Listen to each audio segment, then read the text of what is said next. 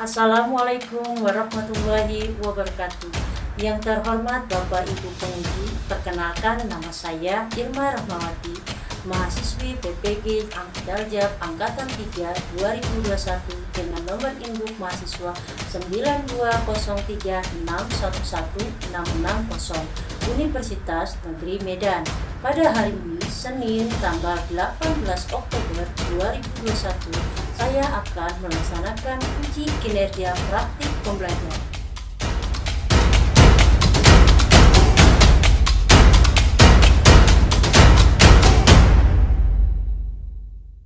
Assalamualaikum warahmatullahi wabarakatuh. Selamat pagi anak-anak.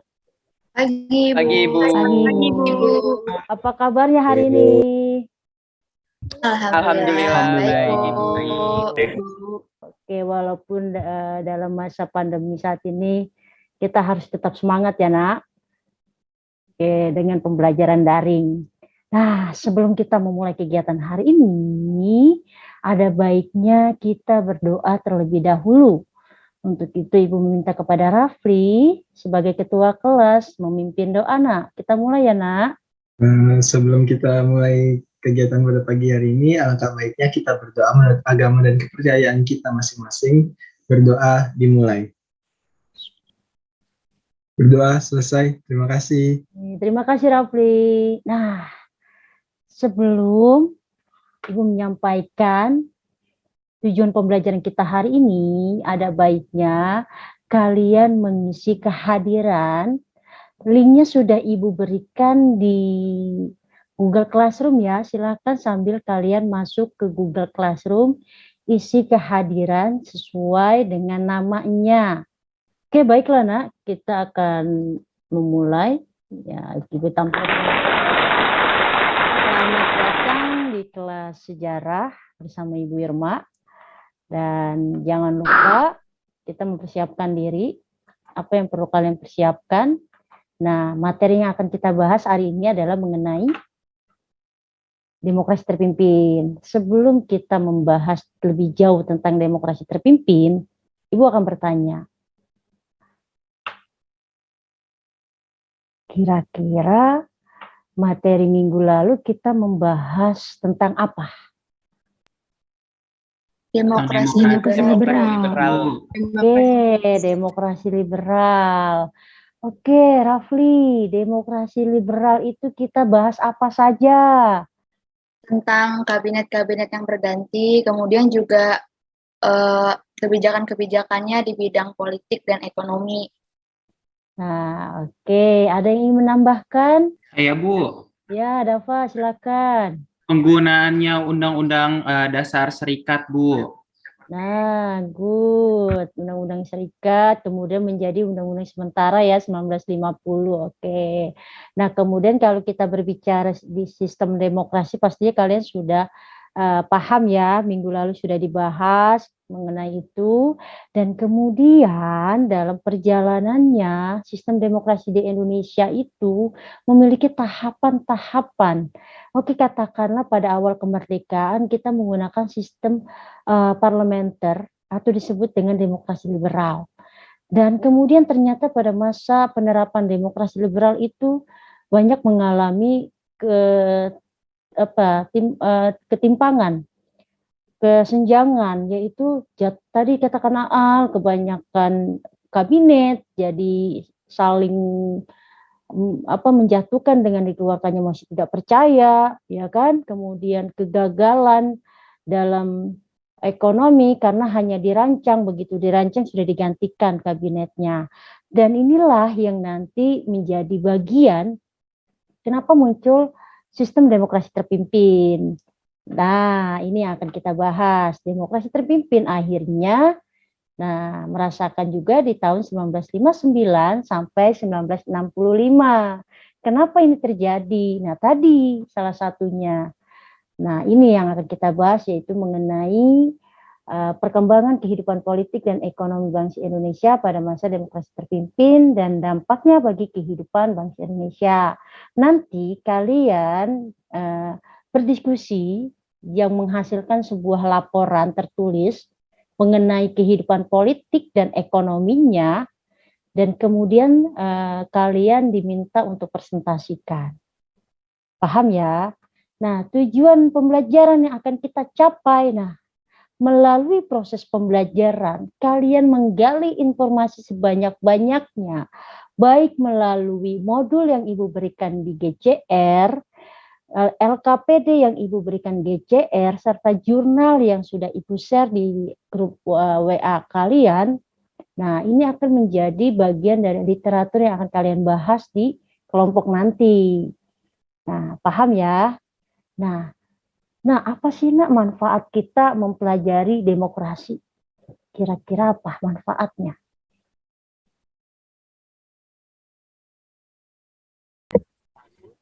Biar kita bisa mengeluarkan pendapat, Bu, dengan bebas. Oke, contohnya apa, Dava? Contohnya misalnya di ruang kelas kita memiliki satu pendapat, Bu. Nah, pendapatnya itu bisa kita utarakan tanpa ada rasa takut, Bu. Oke, benar. Coba Cindy berikan contoh sistem demokrasi di lingkungan sekolah. Pemilihan ketua kelas, Bu. Ya, pemilihan ketua kelas. Apalagi, Nak?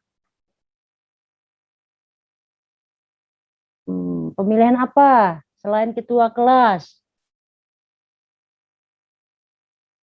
Rafli, apa? Pemilihan ketua OSIS, Bu. Nah, benar, pemilihan ketua OSIS yang hari ini sudah ditentukan siapa calon-calon ketua OSIS nanti. Nah, kita akan berpartisipasi dalam pemilihan ketua OSIS itu.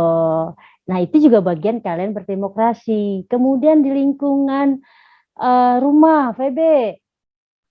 Pemilihan ketua RT, Bu. Ya, benar, pemilihan ketua RT. Nah, ketua RT, terus pemilihan pilkada. Nah, itu juga bagian dari demokrasi yang kita rasakan dalam kehidupan kita sehari-hari. Itu ya. Nah, kita lanjutkan. Sebelum kita melanjutkan ke materi, ada baiknya kita mendengarkan lagu Indonesia Raya sebagai bentuk cinta tanah air kita.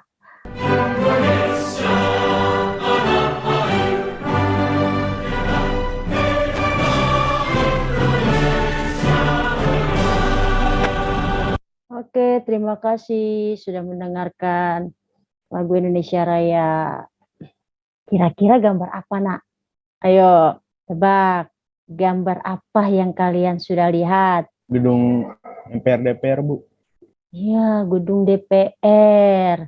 Nah, kira-kira, coba kamu perhatikan gambar di atas. Bagaimana pendapat kamu mengenai kebijakan Presiden Soekarno pada masa demokrasi terpimpin yang berkaitan dengan demokrasi saat ini? Itu ya, Bu. Soekarno membentuk kebijakan politiknya itu politik mercusuar yang dibangun sekarang gedung DPR yang kita nikmatin sampai sekarang, Bu. Ya, benar sekali, Bebe. Nah, itu adalah salah satu kebijakan politik yang dilaksanakan oleh Soekarno, yaitu politik mercusuar, di mana pada saat politik mercusuar itu dia membangun gedung-gedung yang ada di Jakarta. Itu salah satunya gedung DPR yang masih kita rasakan saat ini. Kemudian kalau berkaitan dengan gambar, kenapa dibangun gedung DPR, ada sejarahnya nggak ceritanya? Oh, yang di era demokrasi terpimpin, DPR sempat dibubarkan dan kemudian diganti menjadi DPR GR. Nah, betul. Apa sih demokrasi terpimpin? Nah, kalau kita berbicara pada masa demokrasi liberal, artinya sebuah sistem parlementer yang dimana yang menjalankan sistem pemerintahannya adalah Perdana Menteri. Sedangkan Presiden hanya sebagai simbol. Tapi pada masa demokrasi terpimpin ini terbalik. Bahwa peran Presiden lebih menguat. Nah, karena ada salah satu konsepsi Presiden yang menginginkan bahwa harus ada perubahan, bahwa begitu dibentuk Badan Konstituante, ini harus kita menggunakan undang-undang baru. Nah, ternyata dalam perjalanannya, Badan Konstituante yang dipilih pada saat pemilu 1955 gagal dalam membuat undang-undang baru. Akhirnya muncullah sebuah sistem yang dicanangkan oleh Soekarno itu sendiri. Nah, inilah pengertian demokrasi terpimpin. yang dimana seluruh keputusan serta pemikirannya berpusat pada pemimpin negara, yaitu Soekarno. Kenapa dia merasa perannya pada saat demokrasi liberal itu tidak ada? Dia melihat pada saat demokrasi liberal itu politik itu tidak stabil. Nah, kemudian cara menangani dalam bidang ekonomi itu hanya dirancang. Karena apa? Masa kabinet itu hanya setahun. Baru dirancang, dibubarin. Baru dirancang, dibubarin. Jadi tidak kondusif untuk bisa menjalankan ekonomi yang bisa meningkatkan kesejahteraan bangsa Indonesia pada saat itu. Karena kan kita masih menggunakan sistem kolonial. Nah, sedangkan tujuan pada saat itu ingin mengubah menjadi nasional, gitu. Paham ya sampai sini ya? Dan inilah yang dicetuskan oleh Presiden Soekarno. Nah, kemudian apa sih yang menyebabkan akhirnya nanti, nah ini kita harus tahu dulu ciri-ciri dari demokrasi terpimpin. Nah, dominasi presiden menguat, tapi kalau masa demokrasi liberal, nah Perdana Menteri yang menguat. Paham ya sampai sini ya anak-anak ya? Oke. Selanjutnya, pembatasan peran DPR dan partai politik. Karena Soekarno melihat partai politik hanya memikirkan golongannya saja. Nah, artinya muncullah jatuh bangun kabinet pada saat itu. Nah, sehingga tidak stabil negara pada saat itu. Kemudian, peningkatan peran ABRI sebagai kekuatan sosial politik. Jadi harus ada militer yang membatasi agar tidak terjadi lagi emosi tidak percaya dan sebagainya. Dan akhirnya konsep Presiden Soekarno mengatakan bahwa dialah presiden seumur hidup. Nah, itu sudah bagian salah satu penyimpangan yang dilakukan oleh Soekarno. Paham sampai sini ya, Nak? Nah, kemudian kita juga harus tahu dulu apa sih yang melatar belakangi akhirnya demokrasi terpimpin itu muncul. Ini latar belakangnya. Tadi yang sudah Ibu katakan. Banyak gerakan separatis. Contohnya gerakan apa saja? Pemberontakan. DITII.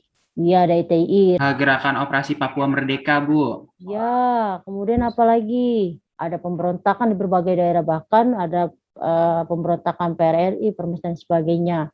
Dan kemudian, nah ini sering terjadi pergantian kabinet. Kemudian segi politiknya ini, tadi kegagalan konstituante dalam menyusun undang-undang baru. Sehingga dikeluarkanlah dekret presiden, yaitu pada tanggal 5 Juli 1959.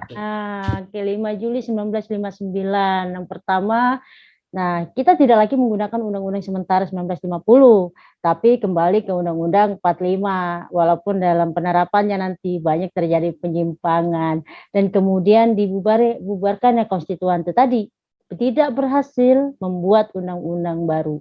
Dan kemudian dibentuknya MPRS dan DPAS. Nah, dan tugas kalian adalah kalian menggali informasi sebanyak mungkin seperti apa kebijakan politik dan kebijakan ekonomi pada masa demokrasi terpimpin yang pada saat itu dipegang penuh oleh Soekarno sebagai seorang yang bisa memutuskan segala hal-hal yang menurut dia yang dia jalankan itu seperti itu. Nah, ini akan kalian bahas dengan kelompok kalian. Dan di mana kelompoknya sudah Ibu tentukan nama-namanya di minggu lalu. Kelompok 1, 2, 3, dan 4. Dan sekarang Ibu akan membagikan tema masing-masing kelompok. Nah, ini kelompoknya. Kelompok 1 dan 2 nanti kalian membahas tentang perkembangan kehidupan politik bangsa Indonesia pada masa demokrasi terpimpin dan dampaknya bagi kehidupan bangsa Indonesia saat ini. Kemudian kelompok 3 dan 4, kalian membahas tentang ekonominya. Nah, sudah jelas sampai sini, Nak? Oke, kalau sudah jelas, mari kita masuk ke breakout room masing-masing kelompok. Silakan. Jadi guys, kita sekarang bagi tugas saja kali ya. Pertama kita tentuin siapa nih yang cari latar belakang tentang demokrasi terpimpin ini. Terus udah gitu nanti apa saja gitu kebijakan politik yang diambil, sama kira-kira apa sih yang menjadi hubungan antara demokrasi terpimpin yang dulu sama sekarang gitu. Kita bagi tugas aja kali ya sekarang. Oke, gimana Dava? Sudah bisa bagi-bagi tugasnya ya? Ya Bu, sudah dibagi tugas. Ada kendala? Enggak Bu, aman semua. Aman ya, sudah lengkap ya literasi yang Ibu berikan di modul KPD jurnal di Google Classroom-nya, silakan dilihat ya. Ibu lanjut ke kelompok lain ya. Ya Bu. Oke. Gimana Al? Sudah Aman, Bu. mulai Sudah. dijalankan diskusinya, ada kesulitan? Tinggal dicari lagi sih Bu, tinggal di searching lagi buat penjelasannya. Oke. Jangan lupa dibaca ya modul yang sudah Ibu berikan Ya. di Ya, Bu. GGR KVB. Ya, Bu. Silakan Ya, Ibu ya. ke room berikutnya Ya, Bu. ya. Iya. Yuk. Maka Presiden Soekarno pada tanggal 25 Agustus 1950 memerintahkan pengumuman penurunan nilai uang atau devaluasi. Untuk gimana sih penurunan nilai uang tersebut akan dijelaskan oleh Jocelyn. Tentang inflasi keuangan gitu nggak sih, Bu? Ya, oke. Nanti berarti kamu fokusnya di tentang ini ya, langkah menekan laju inflasi ya. Oke, itu dicari di modul ada yang udah Ibu berikan, kemudian LKPD yang sudah Ibu berikan, dan bisa kalian cari di internet juga. Bagaimana cara mereka menekan laju inflasi dan dampaknya apa? Apakah pelaksanaan ini tercapai atau mengalami kegagalan? Ya, kaitkan dengan kekiniannya ya. Oke, Ibu ke breakout room berikutnya. Oke, kita kembali lagi ke main room. Hebat-hebat sekali ya diskusinya, sangat asik diskusinya. Oke, Sabrina gimana Sabrina? Apa pengalaman yang kamu temukan ketika diskusi tadi? Saya lebih memahami materi dan banyak materi-materi yang saya dapatkan. Oke, terima kasih. Oke, sekarang udah saatnya kita presentasikan hasil diskusi kalian ya. Nah, yang pertama nanti aturannya, nah ketika kalian mulai melaksanakan presentasi, kalian harus bisa membagi siapa yang menjadi moderator, kemudian notulen, dan nanti pada saat presentasi, nah membuka sesi pertanyaan. Pertanyaannya itu dibatasi 1 atau 2 karena kita melihat dari keterbatasan waktu. Nah, untuk itu tidak berlama-lama kita mulai presentasi yang akan dipaparkan oleh kelompok 1. Silakan. Baik, Ibu Irma, terima kasih banyak atas kesempatannya. Saya Dava Putra Rabani, selaku kelompok 1, ingin mempresentasikan mengenai apa yang telah kita diskusikan. Pertama-tama kami akan memperkenalkan kelompok kami terlebih dahulu. Di sini saya Dava Putra Rabani selaku moderator. Selanjutnya ada Sabrina, kemudian juga ada Denny. Baik, boleh tunggu sebentar teman-teman untuk share screen-nya.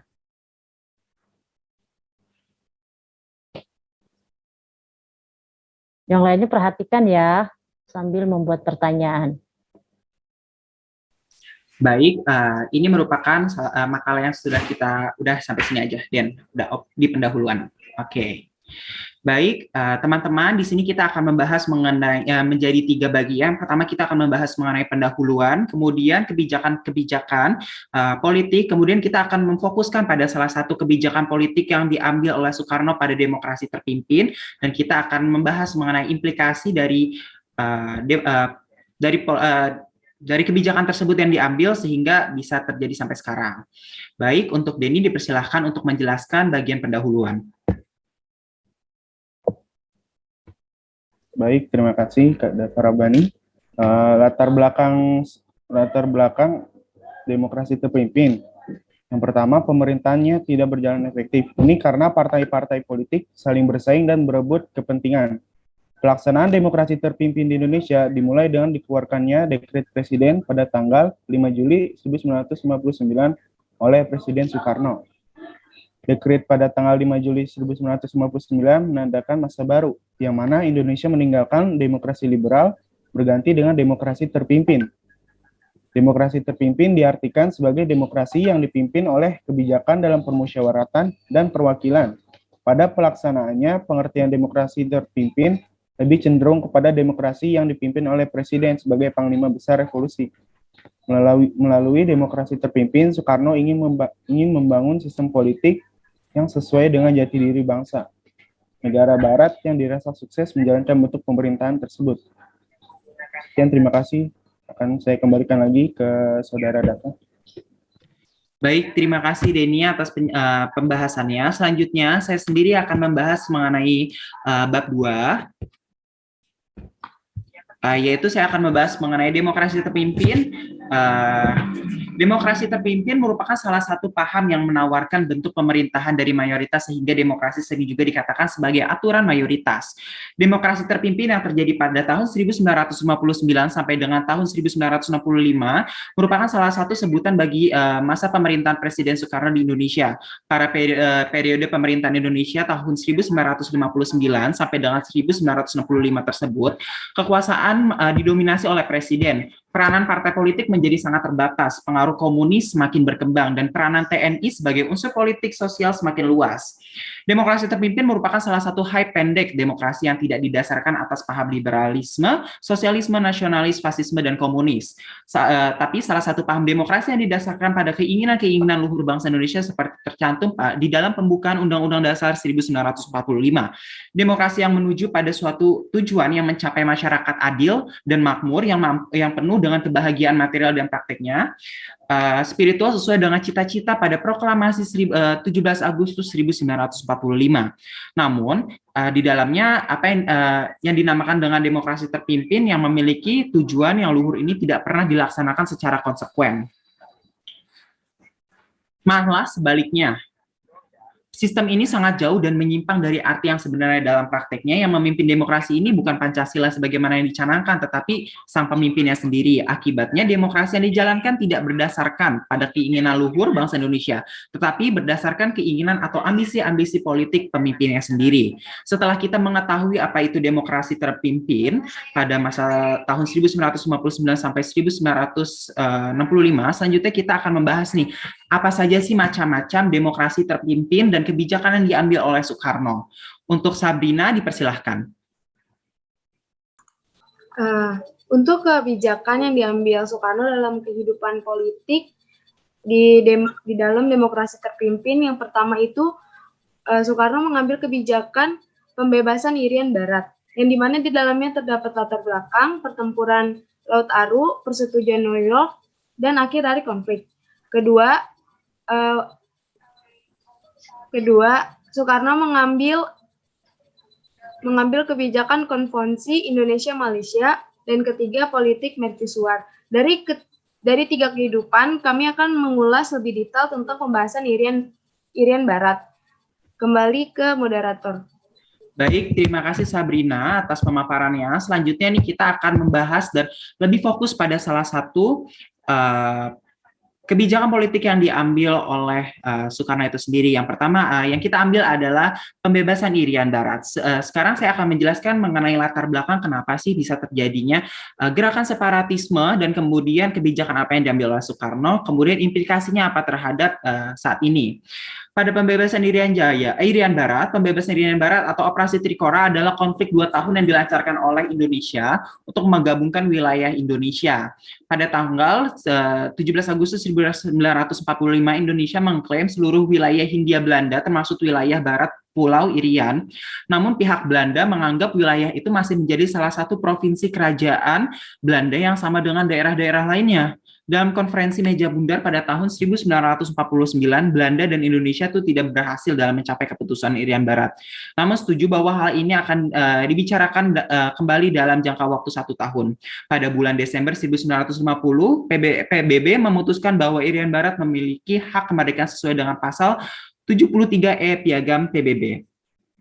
Namun teman-teman, dalam berusaha Indonesia dalam berusaha mencapai kemerdekaan untuk merebut kembali Indonesia itu tidaklah mudah. Banyak sekali konferensi-konferensi yang dilakukan untuk mengembalikan wilayah Papua itu sendiri. Demikian dari kelompok 1 yang dapat kami paparkan. Kurang lebihnya mohon maaf. Wassalamualaikum warahmatullahi wabarakatuh. Kami kembalikan pada Ibu Irma. Terima kasih. Oke, terima kasih Dava atas presentasinya. Baik, ada yang ingin bertanya? Untuk kelompok Dava, silakan. Salah satu bentuk krisis politik pada masa demokrasi terpimpin itu apa aja ya?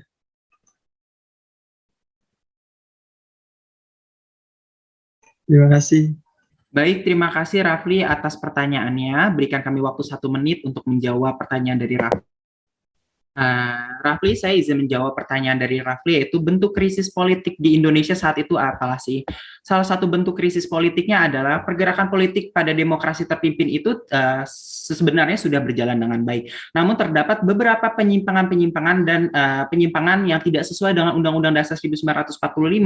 Contohnya pada kebebasan dan hak yang dimiliki oleh partai politik. Beberapa partai politik pada demokrasi terpimpin itu dipangkas habis dari 40 yang awalnya pada demokrasi liberal menjadi 10 partai politik, dan juga beberapa partai politik ini tidak sepenuhnya memiliki hak suara untuk menggerakkan apa yang mereka inginkan gitu, tetapi masih tetap di bawah naungan demokrasi terpimpin atau di bawah naungan presiden. Jadi di sini kita demokrasi terpimpin ini memang demokrasi gitu, kita memiliki kebebasan, namun kebebasannya ini pun terbatas gitu dan harus sesuai dengan keinginan dari pemimpin atau presiden gitu. Jadi bentuk krisis politiknya adalah kita kekurangan hak untuk berbicara ataupun untuk berpendapat pada saat demokrasi terpimpin. Semoga menjawab Rafli. Untuk Ibu Irma, jika ada tambahan boleh ditambahkan.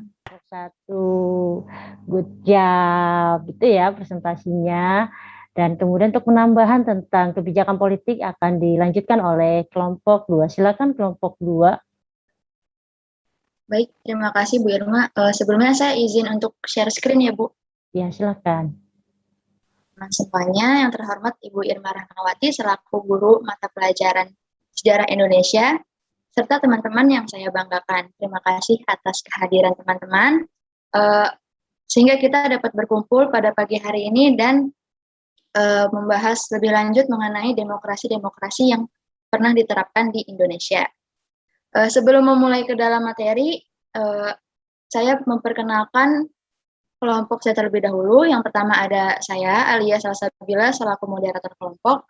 Lalu ada PB Holly, dan juga yang terakhir ada Rehan Arya. Ya baik, demikian presentasi kami mengenai politik mercusuar. Untuk teman-teman yang ingin bertanya mengenai materi kami, bisa dipersilakan bertanya. Ini kita lanjutkan ke kelompok 3 dan 4 untuk mempersingkat waktu. Silakan kelompok 3 dan 4. Kelompok 3 dulu, silakan. Baik Ibu, terima kasih Bu Irma. Kami dari kelompok 3 akan mempresentasikan hasil diskusi kami, yaitu mengenai kehidupan ekonomi pada demokrasi terpimpin. Sebelum memasuki materi kami, perkenalkan nama saya Raskian Syadwikananda selaku moderator. Saya Rafli Fadrian Syuramadani selaku operator. Saya Jocelyn sebagai notulen. Baik, sebelum memasuki materi, izinkan kelompok saya untuk mempresentasikan hasil diskusi kami. Baik, saya akan mulai penjelasan materinya. Sekian presentasi dari kelompok kami. Saya selaku moderator akan membuka sesi tanya jawab. Oke, terima kasih untuk kelompok 3 atas bahasanya mengenai ekonomi, Dava dan Raski dan kawan-kawan. Oke, untuk mempersingkat waktu, langsung saja kita ke kelompok 4. Nah, silakan kelompok 4 presentasikan. Baik, tadi penjelasan yang dapat kelompok 4 sampaikan mengenai krisis ekonomi. Mungkin sampai sini saja materi yang dapat kita paparkan, kurang lebihnya mohon maaf. Jika ada pertanyaan silakan bertanya, dan saya kembalikan kepada Ibu Irma. Terima kasih. Waalaikumsalam warahmatullahi wabarakatuh. Selamat.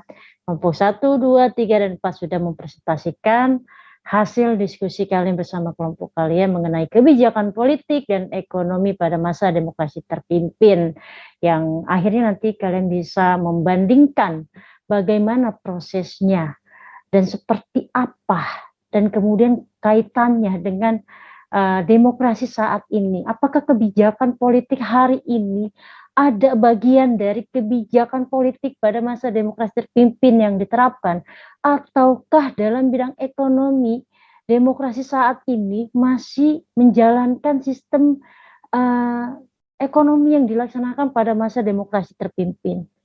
Dan untuk itu, untuk kesimpulannya, ada yang bisa memberikan paparannya, Nak? Ibu, saya mau coba untuk Oke, Al, silakan Al. Ya, jadi kesimpulan dari materi hari ini adalah setelah kita menerapkan demokrasi liberal, Indonesia kemudian mengubah haluannya menjadi demokrasi terpimpin dengan menerapkan kebijakan-kebijakan yang lebih berbeda dari sebelumnya. Yang dimana saat sebelumnya itu kabinet-kabinet yang mendapatkan kewenangan untuk memimpin pemerintahan diubah menjadi seluruh kewenangan berada di tangan presiden. Kemudian juga Indonesia masih mengurus mengenai Irian Barat, kemudian adanya konfrontasi Malaysia dan Indonesia, dan juga yang terakhir adanya politik mercusuar serta GBHN dan Nepo-Oldepo yang dicetuskan oleh Presiden Soekarno pada saat itu. Dari segi ekonominya juga pada saat demokrasi terpimpin kita mengalami sedikit kesulitan karena terlalu banyaknya pengeluaran yang dilakukan untuk politik mercusuar sebelumnya, dan jika dikaitkan dengan keadaan Indonesia sekarang mungkin sudah lumayan berbeda ya Bu, menurut saya. Dari segi politiknya saja kan sekarang kita Irian Barat sudah tidak terlalu bermasalah lagi dan sudah mulai menyatu dengan kita. Kemudian mengenai konfrontasi Malaysia dan Indonesia, kini kita juga sudah berdamai, tidak ada lagi ada pertikaian. Dan dari segi politik mercusuarnya juga kini mungkin masih bisa kita nikmati untuk fasilitas-fasilitasnya seperti Monas, gedung MPR DPR, tetapi kini kita udah tidak terlalu condong ke barat maupun timur. Sekarang kita sudah politik bebas aktif. Oke, terima kasih ya Al atas kesimpulannya mengenai materi hari ini yang sudah kita pelajari, yang sudah dipaparkan oleh masing-masing kelompok, dan Ibu menambahkan sedikit bahwa memang berbeda sekali dengan masa demokrasi liberal, tapi memang itulah tahapannya. Jadi ketika awal merdeka kita menata sistem pemerintahan kita tuh yang cocok seperti apa. Jadi kembali lagi konsep demokrasi ini adalah sebenarnya pengaruh besar dari paham-paham baru yang berkembang di dunia. Ya kan? Nah, inilah salah satunya demokrasi. Nah, Indonesia pada awal kemerdekaan, bagaimana kita bisa menerapkan sistem demokrasi yang seperti apa sih, yang sesuai dengan kondisi, dengan bangsa Indonesia sendiri. Nah, itu diawali dengan demokrasi parlemen, yang dimana di awal itu adanya sistem presidensial, katakanlah pada saat itu presiden, tetapi juga hanya sebagai simbol, yang dimana nanti sistem parlemen inilah yang berkuasa, yang nantinya Perdana Menteri yang menjalankan sistem pemerintahannya. Nah, ternyata seiring berkembangnya waktu, berjalannya waktu, ternyata sistem demokrasi seperti ini hanya membuat ketidakstabilan dalam menata pemerintahan, yaitu di mana memang diberikan kebebasan, tapi ternyata mereka hanya mengutamakan kepentingan golongannya, sehingga mosi tidak percaya itu gampang sekali mereka keluarkan pada masa demokrasi liberal. Nah, inilah yang berdampak nanti berubahnya sistem pemerintahan itu menjadi demokrasi terpimpin, yang dimana pada saat itu peran Soekarno hanya sebagai simbol dan tidak ada peran. Nah, maka keluarlah pemikiran Soekarno, yaitu sistem terpimpin, yang dimana seluruh elemen pemerintahan itu bergantung kepada seorang tokoh presiden, yang akhirnya merujuk kepada bahwa kegagalan Badan Konstituante mengubah undang-undang sementara menjadi undang-undang baru, ya kan, dikeluarkannya konsepsi presiden dan sebagainya, akhirnya muncul periode demokrasi terpimpin diawali dengan dikeluarkannya dekret presiden, yaitu pada tanggal berapa, Nak? 5 5 Juli Juli 1959. 5 Juli 1959. Itulah yang mengawali. Ya, silahkan kalian masuk ke aplikasi Quizzes dan Ibu berikan kodenya. Bentar, silahkan kalian masuk. Nah, yang nilainya di bawah KKM nanti ada remedial ya. Ayo, silahkan masuk, nak. Cindy. Oke. Aal, Dava, silakan. Oke, nilai yang tertinggi akan dapat sesuatu dari Ibu. Ya. Apa tuh, Aan? Chat time. GoPay, Ibu, GoPay. Oke. Ayo, silakan, nak. Waktunya hanya 5 menit ya. Sebentar. Ya, silakan masuk kodenya. Oke, untuk join ke My Quiz. Sis. Ayo, silakan.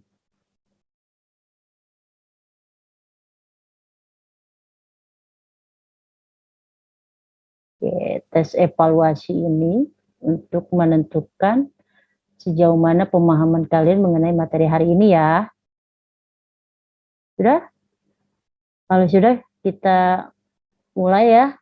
Kalau ada yang terkendala jaringan, bisa menyusul tes evaluasinya. Oke, kita mulai ya. Siap?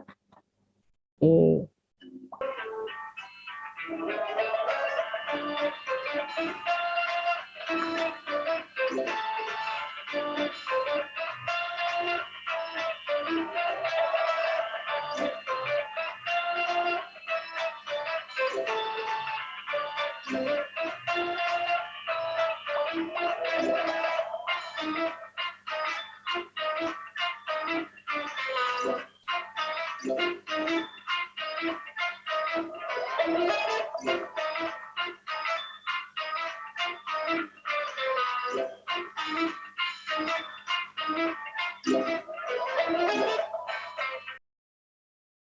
Siapa pemenangnya?